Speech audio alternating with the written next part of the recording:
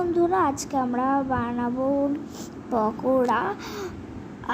তো আমার কাছে উনুন ছিল, কিন্তু এইটা আমি জেঠুর দোকান থেকে নিয়ে এসেছি। আগেরটা ভেঙে গেছে উনুনটা, তাই জন্য এইটা জেঠুর দোকান থেকে নিয়ে এসে মা কাটিং করে দিয়েছে। এদিকে দেখো সুসময় উনুন জ্বালাচ্ছে আর মোমবাতিও রেডি।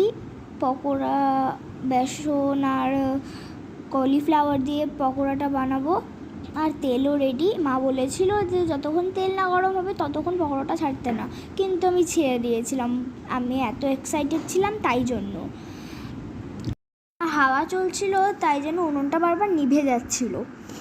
তাই জন্য দেখো সুসময় আবার জ্বালালো, বাইরে থেকে আগুনটা বেরিয়ে যাচ্ছে। আর এদিকে দেখো আমরা এখন ছাড়বো, ছেড়ে দিয়েছি এখন পকোড়াটা।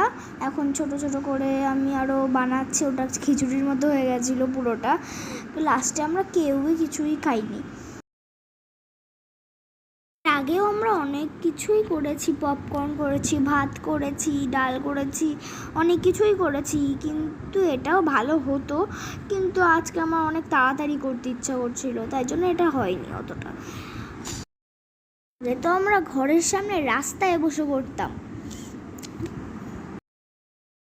মাসিমণি বলেছে আমাকে একটা সুন্দর উনুন বানিয়ে দেবে, তখন আমি অনেক ভালো ভালো রেসিপি বানাবো, তখনও অনেক মজা হবে।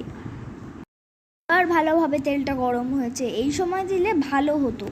তেলটা ফুটছিল, একটু করে রাখছিলাম, রাখলেই সিদ্ধ হয়ে যেত, কিন্তু আমি বারবার নাড়াচাড়া করছিলাম, তাই জন্য সিদ্ধ হয়নি, খেতেই পারিনি। আমার এসব এমনিতেও খেতে ভালো লাগে না, কিন্তু রান্না করতে ভালো।